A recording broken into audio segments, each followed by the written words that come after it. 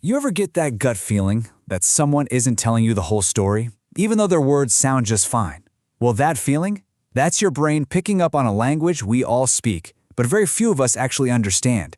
And that language is body language. Today, we are diving deep into the fantastic work of Patrick King to unlock the secrets our bodies are broadcasting all the time. All right, let's kick things off by busting the single biggest misconception out there, what I like to call the single signal myth. Honestly, this is the #1 mistake pretty much everyone makes when they try to read other people. I bet you've heard this 1,000 times. Someone crosses their arms and we all jump to the same conclusion. Oh, they're being defensive, or they're closed off, or they're angry. It's like the oldest trick in the pop psychology book, right?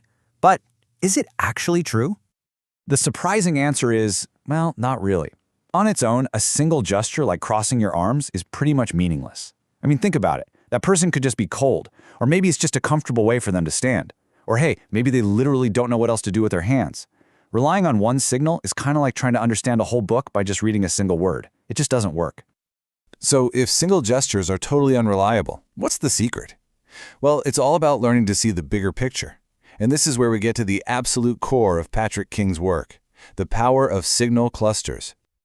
Here's the fundamental truth. Our bodies are way more honest than our words could ever be. You know, we can carefully plan out every single word we say, but our nonverbal cues, our posture, our facial expressions, they often leak our true feelings without us even realizing it. This is the channel we really need to be tuning into. And this is our new secret weapon. A signal cluster isn't just one thing. It's a whole collection of gestures and expressions all telling the exact same story. So it's not just the crossed arms. It's the crossed arms plus a clenched jaw, plus their feet are pointing away from you. See? When you get multiple signals all pointing in the same direction, that's when you can start to get a really accurate read on someone.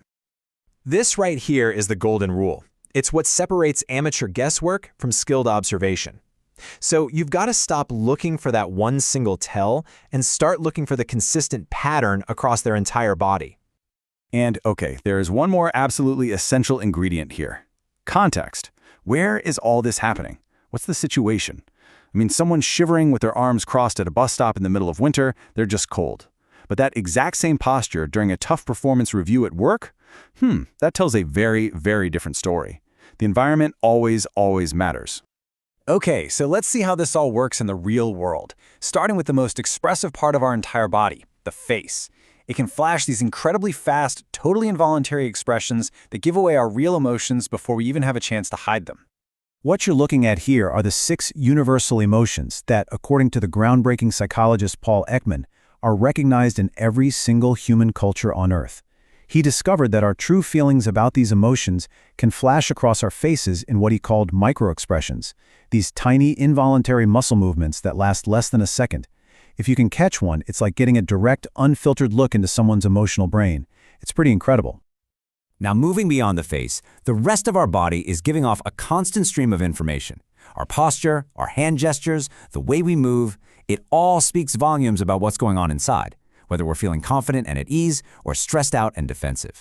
And this chart just illustrates the contrast perfectly. On one hand, you have confident people. They tend to take up space, right? They have an open posture. Their gestures are purposeful and steady. But on the flip side, discomfort often makes us do the opposite.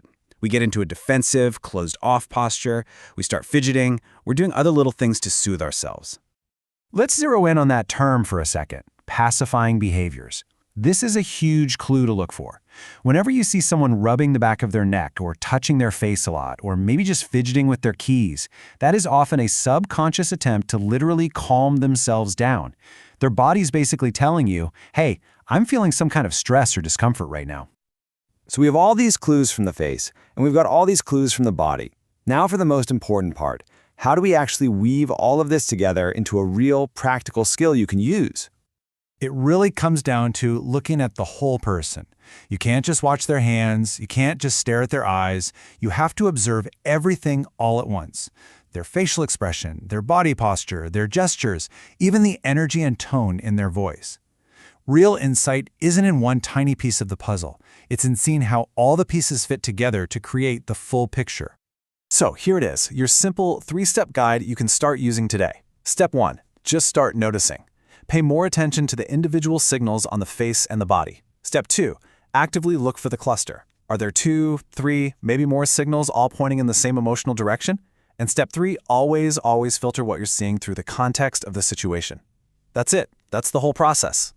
Every single day, in every conversation you have, the people you interact with are sending out these constant broadcasts about how they truly feel.